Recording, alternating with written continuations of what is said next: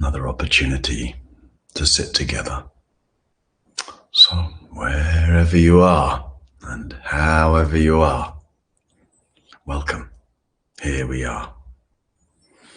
If you don't recognize my backdrop here, I'm in Italy.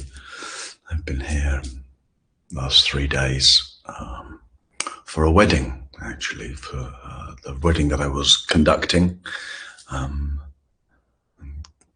A couple of friends, students, people who were often here. In fact, I think some of the wedding party may have managed to get up this morning and be here for the sitting. So shout out to the wedding party if some of you are here.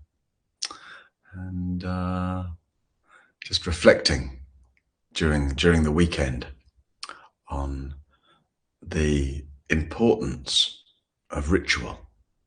It's so interesting. On the one hand, we may feel, many of us, that the rituals we've inherited from other cultures, the rituals we've inherited within our own culture, like wedding rituals, for example, or equally societal rituals, some of just the social protocols, elements of ritual, often we might feel, I certainly have felt, especially growing up, but ongoingly, this feeling, there's something sort of dead about them, or irrelevant about them, or meaninglessly repetitive. And repetition is a really important part of ritual. But when we feel the repetition is meaningless, then the ritual is dead in some way. So it often feels like our inherited rituals don't do the work of ritual for us.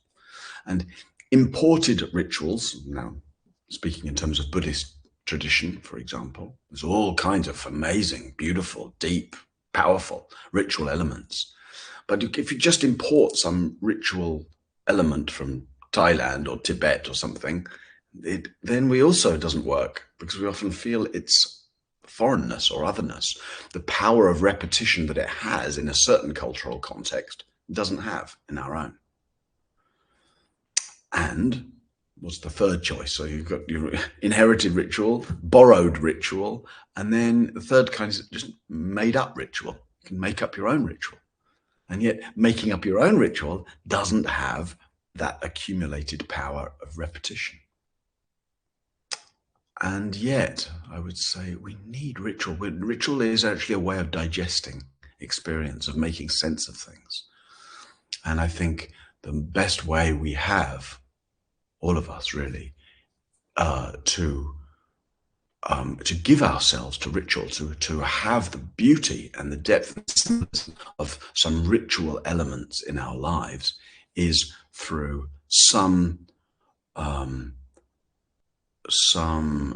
relationship to each of those three elements. It strikes me that's what we were doing at the wedding, in a way, leaning on some of the borrowed elements, right? Like two people who want to commit to each other standing in front of an altar, and making vows and having that witnessed. Right? So there's some inherited ritual with that.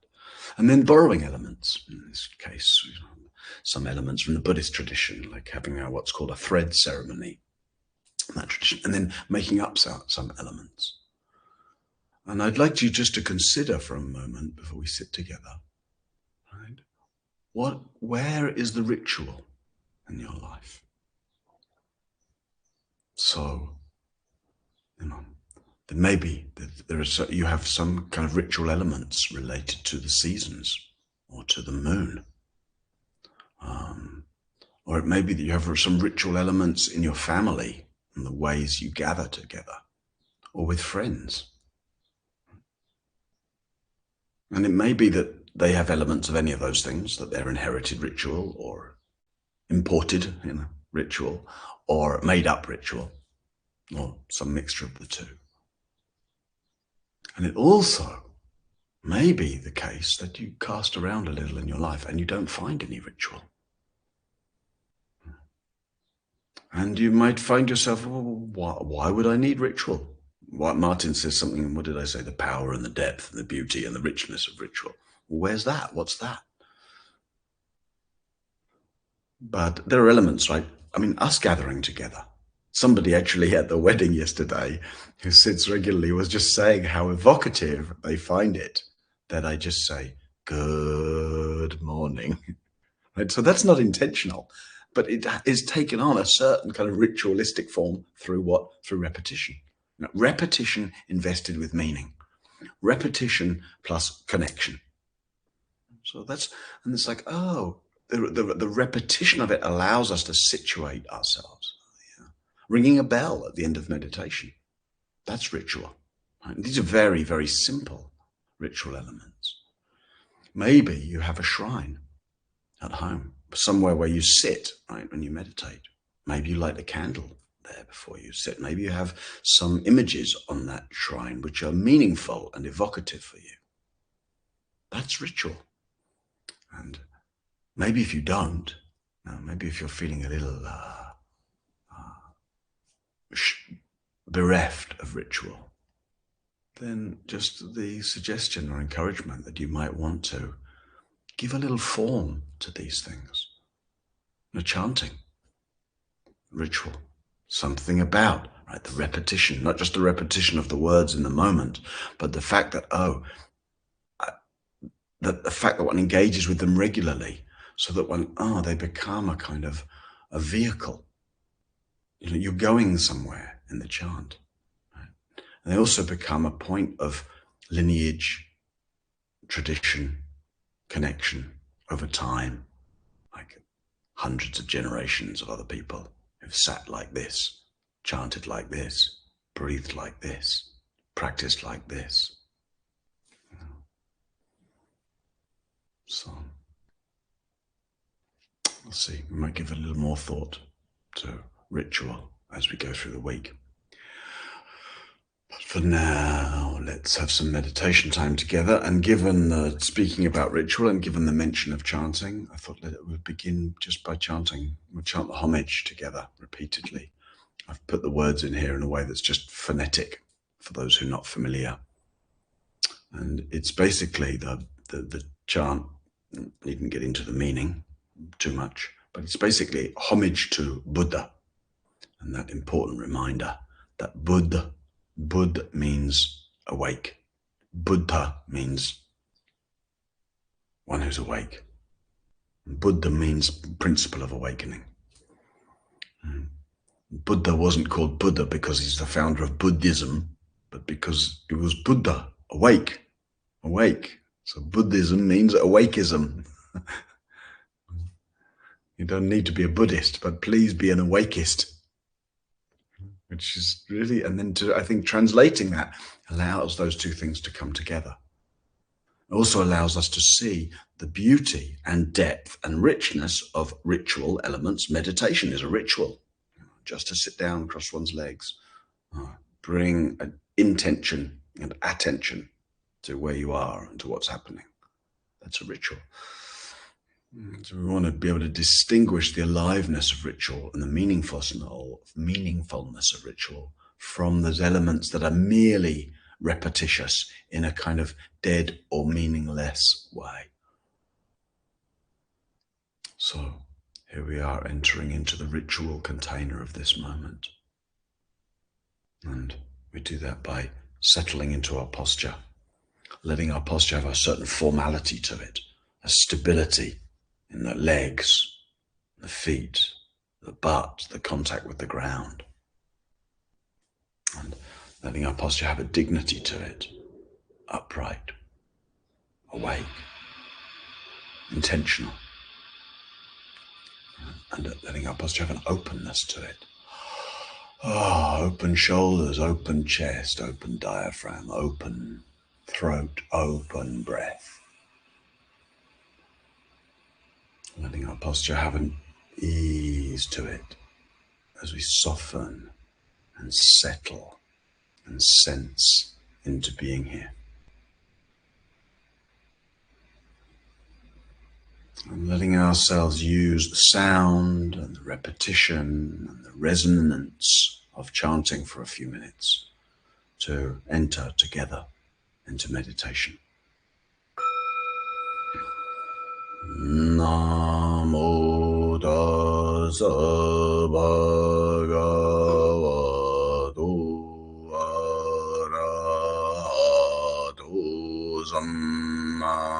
Sambuddhassa. Namo tassa bhagavato arahato samma sambuddhassa. Namo tassa bhagavato arahato samma sambuddhassa. Namo tassa bhagavato arahato samma sambuddhassa. Namo tassa bhagavato arahato samma sambuddhassa. Namo tassa bhagavato arahato samma sambuddhassa. Namo tassa bhagavato arahato samma sambuddhassa. Namo tassa bhagavato arahato samma sambuddhassa. Namo tassa bhagavato arahato samma sambuddhassa.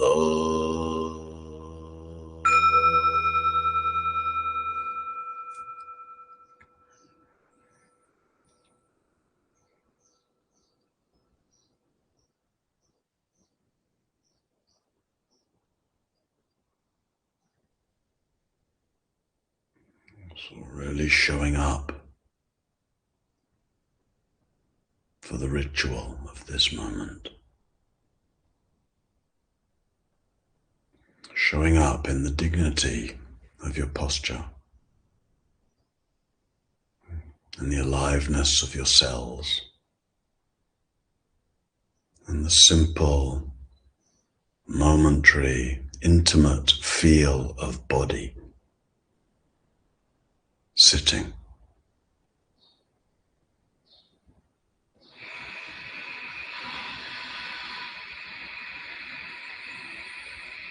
Showing up with an attention that's kind, gentle, welcoming. So that however body is right now and however mind is and however the world around you is, there can be a meeting it gently, welcoming these sounds, these sensations,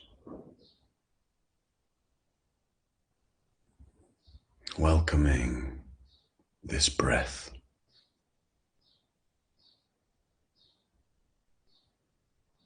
This moment.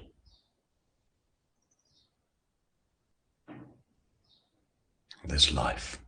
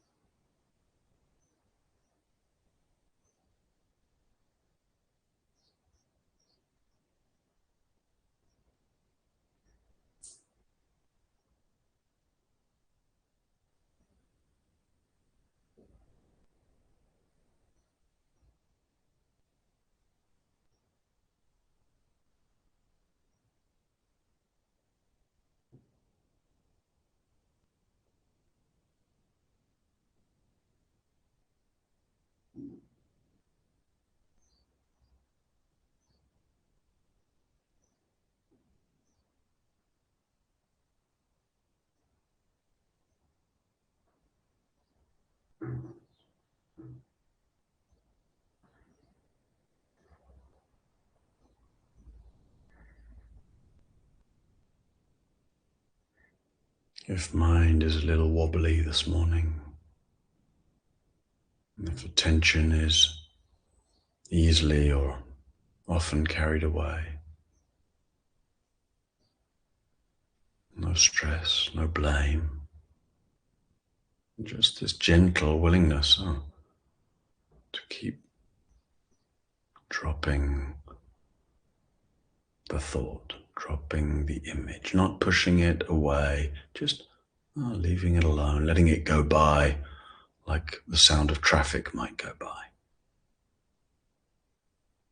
And just then keep returning to the sense of settling, relaxing, welcoming, opening.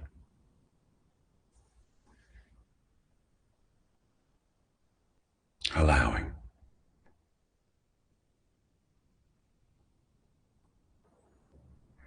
And letting the simple feel of breathing be the focus for those qualities. And just settling into breathing. Opening to breathing. Welcoming breathing.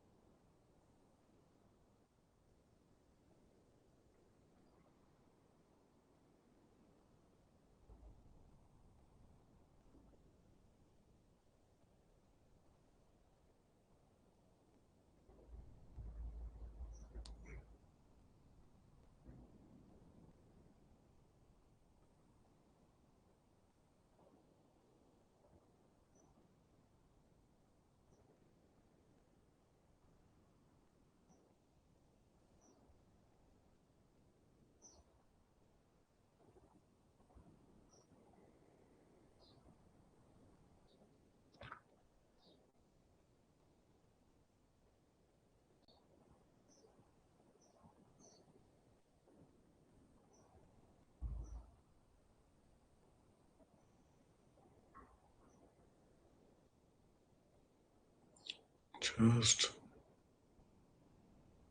sensing, simplifying.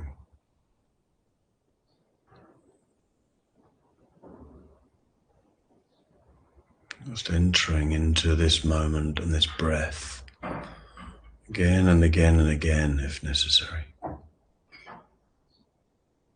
And more if possible.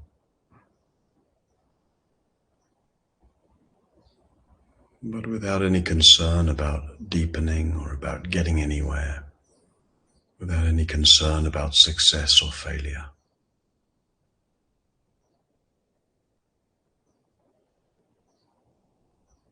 Just with the willingness to welcome this moment. Embrace this breath.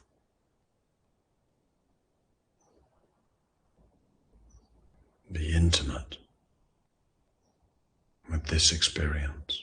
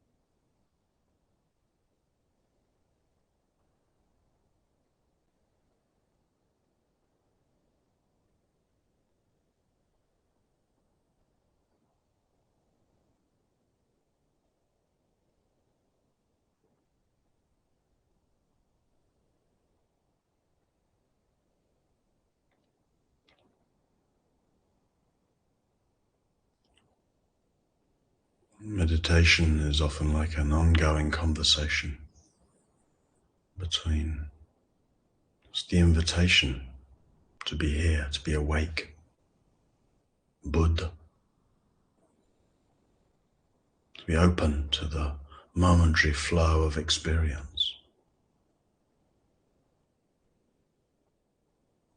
Conversation between this invitation to presence and openness, and between all the tendencies in us to get lost, caught up, seduced by ideas and images, dramas and details.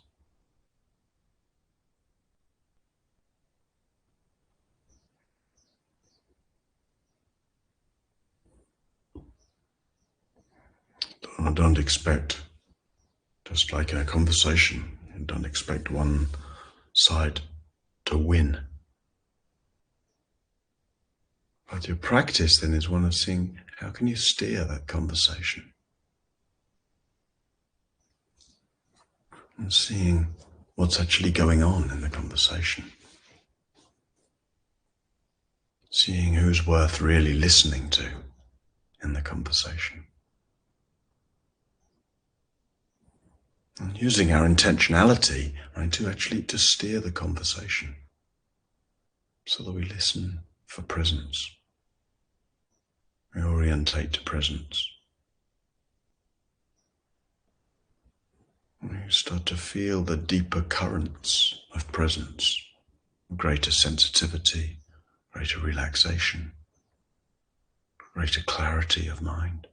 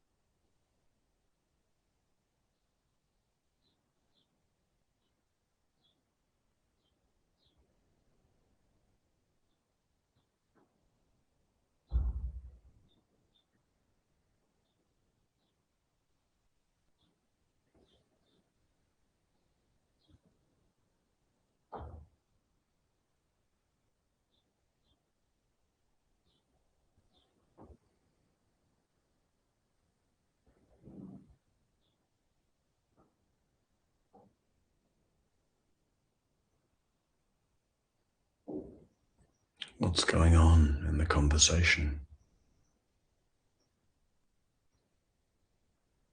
Just really noticing whatever pulls there are in one or other direction.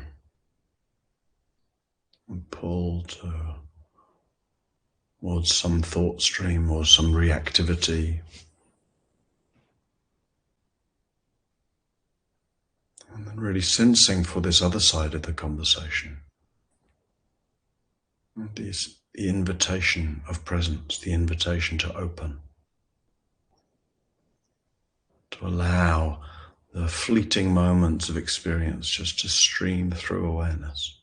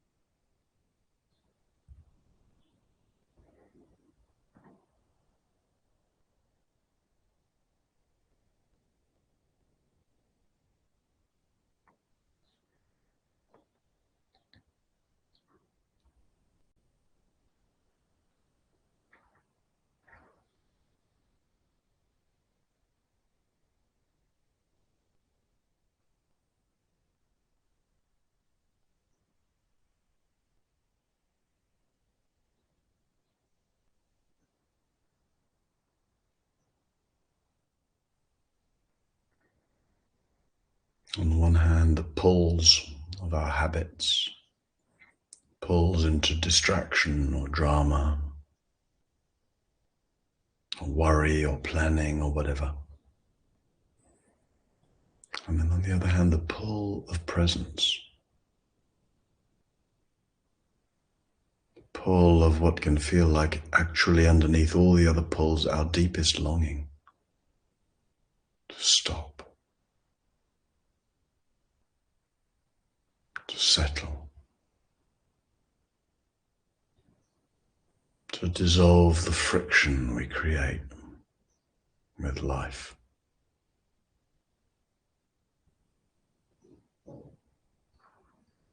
And right here in this moment, right in the midst of meditation, is the invitation to feel that pull, to heed that pull. To let one's deepest longing draw you down into the feel of body sitting, down into a simple, relaxed, embodied awareness.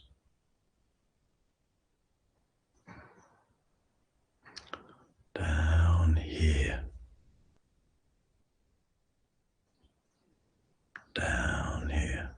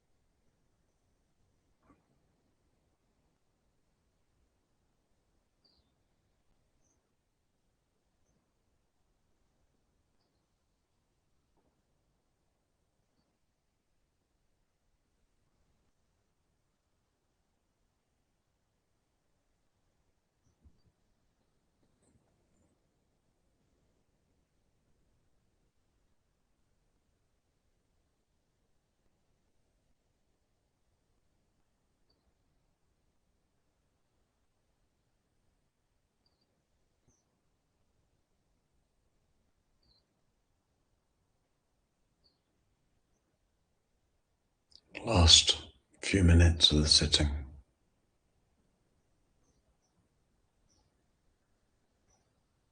Just keep on bringing your intention and your attention here.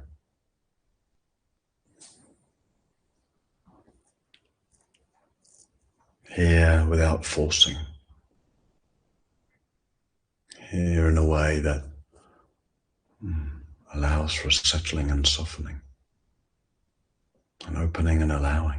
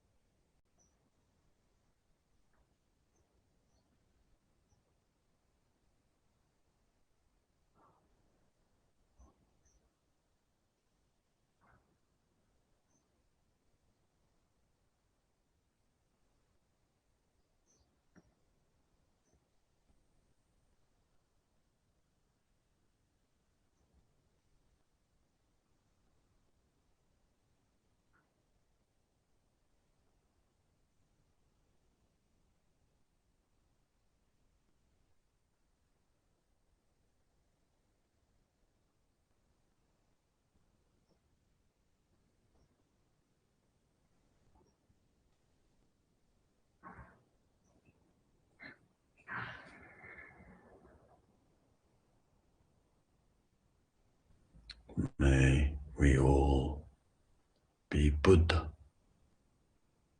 awake. May we all recognize that Buddha, that awakeness that is the heart and the ground of our every experience, the nature of our minds. And may our lives be expressions, natural expressions, wisdom expressions of this Buddha, this awakeness.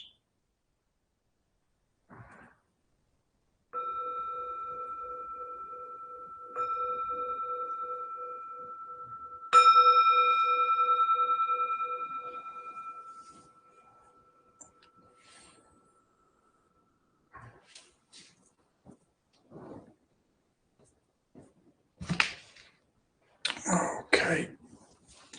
Oh, I need to change my posture.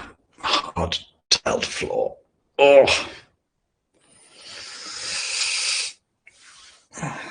Massage a bit of life back into the poor old legs. All right. Little time for questions. Before the questions, just the reminder of all the goodwill that makes this possible, all the support from everybody, all the work that's sang alive, and just all that it takes, right, to keep the lights on, to keep all this happening. It's a pretty considerable activity these days that allows for live teachings and practices almost every day of the year. And yeah, the only way that can happen is because of dana offerings. And all the income from Sangha, all that allows that to happen is your dana offerings. So the beautiful thing about that is that it's an offering. There's no fee, you know. You could show up here day after day and never offer anything. And it may be that your financial circumstances mean that that's actually the necessary way for you to participate, in which case we're very glad that you can participate whatever your circumstance. And you also might find, if you do have the means to offer, that, you know, it wouldn't feel good, wouldn't feel right to just show up day after day or week after week without making an offering.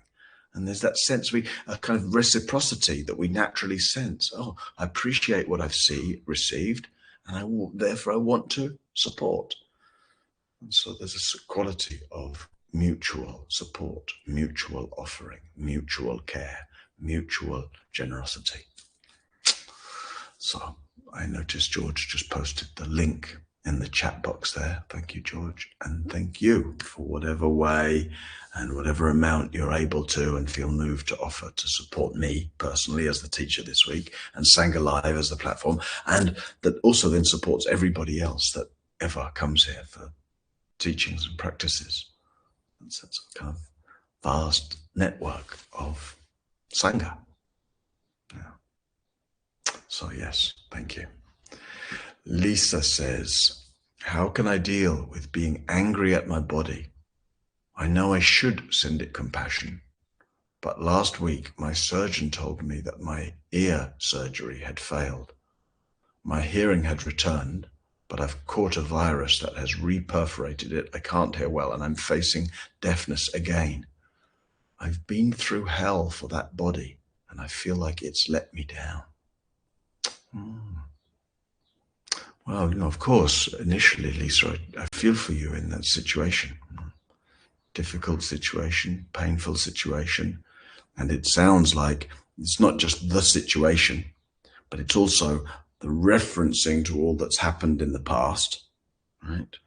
And the story, I've been through hell for that body. And then that's all that you're imagining is going to happen in the future, facing deafness, etc. Yeah, that makes it all feel very big and indomitable. So on the one hand, like others are expressing, just want to express some solidarity with you and care for you. And then, maybe it's a little hard to hear, but your question is, how can you deal with being angry at your body? Well, there's a lot of assumptions in there. And the biggest one is my body, as if my body is a thing that I can be angry at, as if my body has some agency, as if my body has turned against me and I'm in battle with it. What is it, this body? I know you say, well, it's this, right? But we say that as if it's a thing, as if it's a complete thing. Like, what about when you cut your toenails? I know that this might sound a very small, silly, superficial example. When you cut your fingernails, what happens is this body that we, right, because we conceive of it as if it's got some integrity, my body, but then bits of it are falling off all the time. Bits of it are changing all the time. All the cells are renewing all the time. What if you were to lose a part, like a physical part of it, lose an arm? Well, it would still be my body. But at some point, if you kept losing bits, well, when wouldn't it be my body? What about when you lose your hearing, right? And then that assumption, my body has let me down. But your body it's not personal. Your body isn't doing this to you, right? And the fact is, hearing will fail for all of us at different ways and at different rates and at different times, but none of us are in control of that. Eyesight will fail. In fact, everything will fail. All of this bodily function will fail, and it will fail on a time scale that is not of our choosing. And illness will come. And we take care of ourselves. We try to eat well and exercise well and rest well. And the fundamentals of taking care of ourselves. And yet, we might do all the best things of that. And still, body will fail us in various ways. Like me, I'm sure you know also people. I know plenty of people that are ill at the moment. I know several people I'm very close to who have terminal illnesses. Friends that have died, in the language of the culture, we say, for someone who's died far too young. Except we don't actually come with some kind of multi-decade guarantee. People die young. People get sick in all kinds of situations and circumstances. Body, the miracle of body, the miracle of seeing and hearing and tasting and touching and smelling and imagining and conceiving and remembering and feeling pleasure and feeling pain. Like the miracle of all of that. Within the miracle of this, and we all are the beneficiaries of the miracle of this, within the miracle of this, there's pain. Within the miracle of this, there's loss of function. So that can feel like a very sober and maybe unwelcome reflection, but it's also a true reflection. And to go into that reflection is to recognize that body is a blessing, but that you don't get to choose which bits of it function in which ways for how long.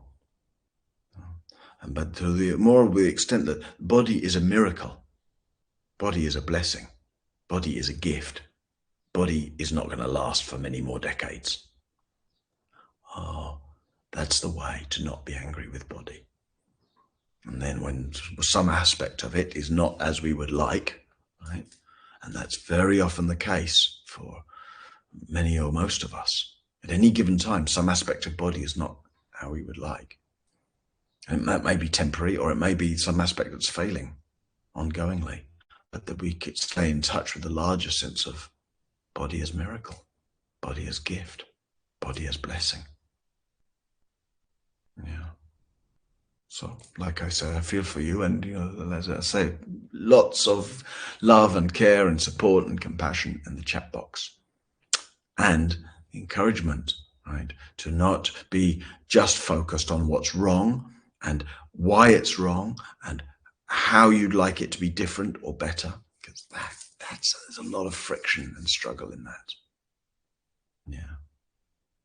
And also to be able to take in that which is a blessing, that which is a miracle, that which is a gift.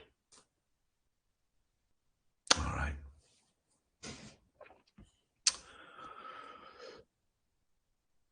Caroline says, when you said stop,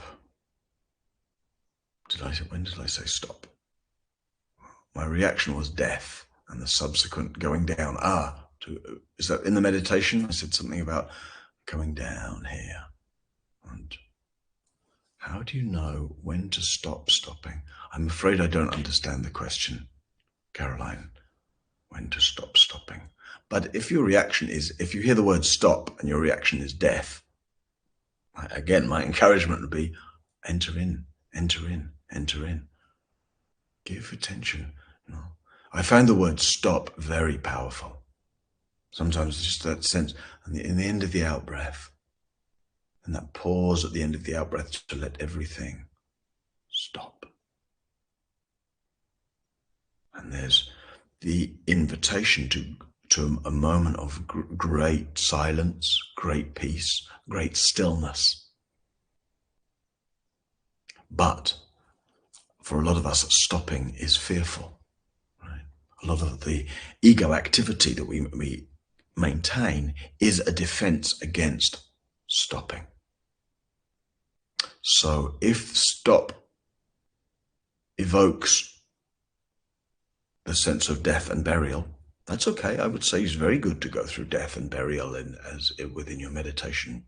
You will go through death and burial at some point, right? But you might not be very well equipped at that moment to go through it. So, there's a lot in the tradition of meditation practice as a way of befriending, not so much befriending death, as it were, but actually befriending and dissolving our fear and resistance to death.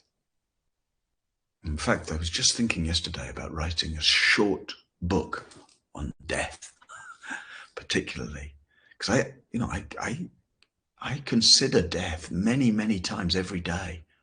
I feel like I walk very, very closely to death, the great possibility of death, and therefore we're walking closely to that, like we were saying earlier about blessing, rather than fixating on what could go wrong and defending against it. Wow. Death is close by, maybe, but not in this moment.